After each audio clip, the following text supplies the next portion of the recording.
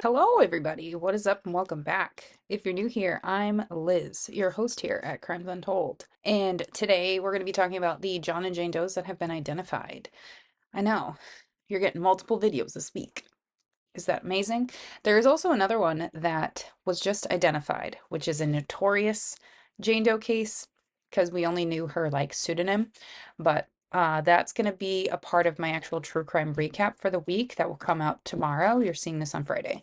So the first things first, we're going to talk about our first John Doe that was, or Jane Doe that was identified. That was the Sugarloaf Jane Doe. So the remains of a woman were found in Sugarloaf back on December 12th of 1994. More specifically, this was on Tom Hicken Road. This is also in Luzerne County. These skeletal remains were discovered when the reclamation mining project was happening. These remains were determined to be that of female in origin. She was between 5'1" and 5'4" in height, and it was thought that she could be between the ages of early 30s to late 40s. Her cause of death has not been determined at this time, but it's suspected to be homicide.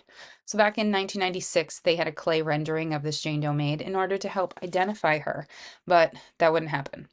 Her case would be added to NamUs as UP 8919. The PSP, which is the Pennsylvania State Police, they would send the forensic evidence to Othram for the Sugarloaf Jane Doe in order to do genome sequencing in May of 2023. So, via DNA comparison, they were able to identify the Sugarloaf Jane Doe as that of Margaret Carol Winninger, who went missing in the early 90s when she was living in Philadelphia with her family.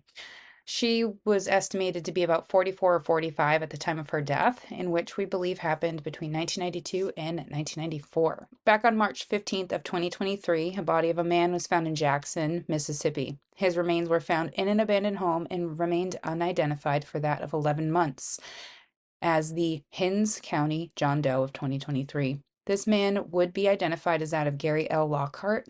So, Gary Lockhart was reported missing by his family a decade prior to him being found deceased. This veteran Marine served in Vietnam and in Panama. His cause of death is being withheld at the moment. Back on May 24th of 1985, the remains of a male were found in Gibsonton, Florida. This was in a vacant lot just north of Adamsville Avenue, which is just north of Big Bend Road. This male would be determined to be that of 5'6" to 5'10" in height and between the ages of 40 to 60. Quite a bunch of personal effects were found with this man, and it was deemed that he actually was homeless for a little bit of time prior to him dying, and he wasn't in Florida for very long. His cause of death would be determined to be that of suicide via a GSW or a gunshot wound. The items that were found with him were that of a leather ranch wear jacket, Western style, which was of a Western style, and tan long sleeve shirt, green or brown pants, a white t-shirt, reddish brown ankle boots, a white jockey short set, or white jockey shorts, brown socks, glasses, specifically regular eyeglasses. He had a toiletry kit and a pack of Merit cigarettes. Merit. Do they sell Merits anymore? I don't really know. This John Doe would be identified as that of Charles Allen Ray, who went missing in the mid 80s, roughly around the same time that he was found. He was found on May 24th, 1985. And so he went missing around the mid 80s. His case was funded via a grant that was provided to the Hillsborough County Sheriff's Office to use forensic investigative genealogy in order to solve the case or identify this man. The Nye County John Doe, or the Nye John Doe, has been identified. Back on the 22nd of October of 1980, the body of a man was found zero point 0.9 miles from US 95, which is about 1 hour north of Las Vegas. This victim had been shot twice on both sides of the head. Both sides of the head. Yoza, with a .22 caliber. His body was also dismembered, as most source materials state that either one or more of his limbs and either one or both of his hands have never been found. At first, there was a thought that this John Doe was associated with the organized crime families, but that was quickly debunked. Following this in 1983, Henry Lee Lucas actually tried to take credit for this crime after his conviction in regards to the murders of Kate Rich and Becky Powell, but this was debunked due to him being a serial confessor or him falsely confessing to the murder. So, following the discovery of the remains, it was quite hard for the Las Vegas Police Department to identify him, but with multiple attempts with fingerprints, dental records, and press releases, he wasn't identified. His case would be uploaded to NamUs as UP 14939. So, fast forward to 2022. In March, the NSP would submit forensics to, or the night would submit forensics to Othram in order to figure out who this was. Through DNA sequencing, they were able to identify this victim. He was, or is, Albert Mattis, M-A-T-A-S, who was from Commerce, California. Albert went missing in September of 1978, and this was when his family lost contact with him. So his body was found in 1980, and he went missing in 1978.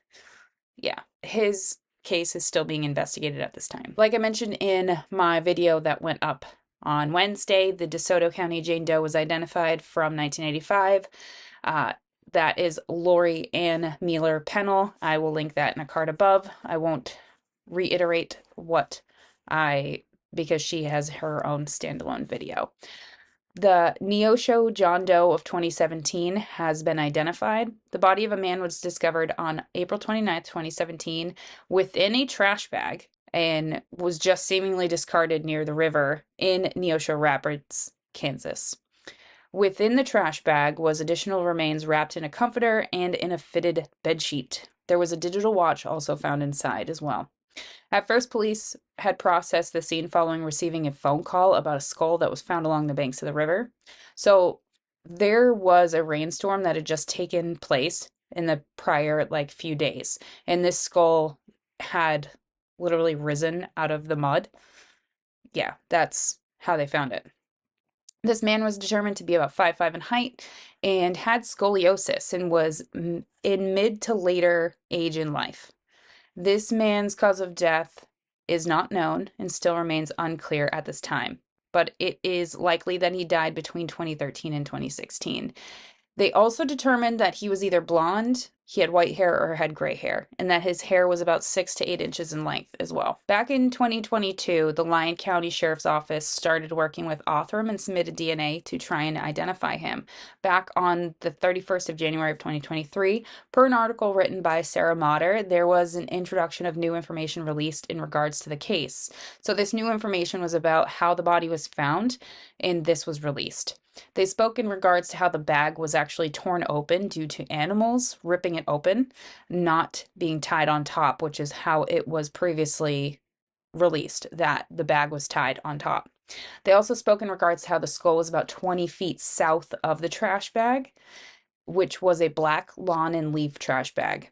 So the location was actually at the 2000 block of Road 145, which is in the outskirts of Neosho Rapids.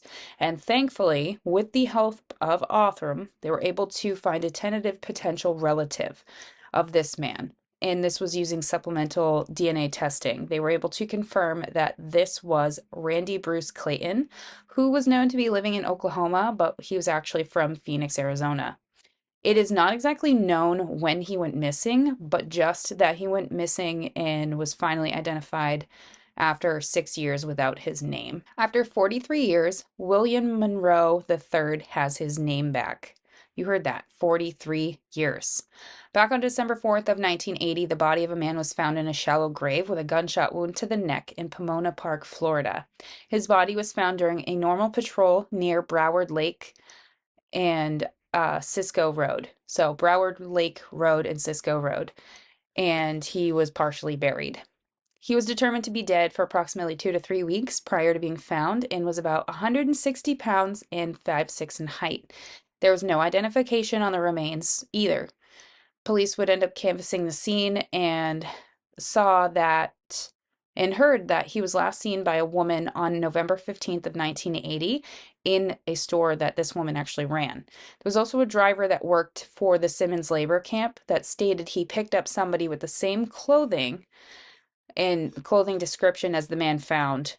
This man was picked up in Orlando to work on a farm about 3 days prior to him going missing and him obviously dying.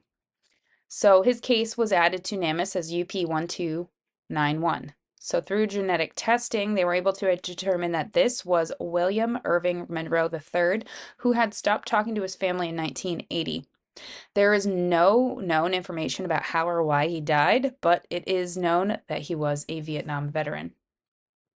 So there is quite a few more John and Jane Does that I will be covering in a separate video that will be coming out. I don't know what day, but there's a few more that aren't on highly publicized websites that I found that I will be discussing. And one of them has a really cool name. His name is Rainbow Canyon King, and I thought that was really cool. So I hope you guys learned something from this, and I will see you guys in my true crime recap that will come out tomorrow. Bye, you guys.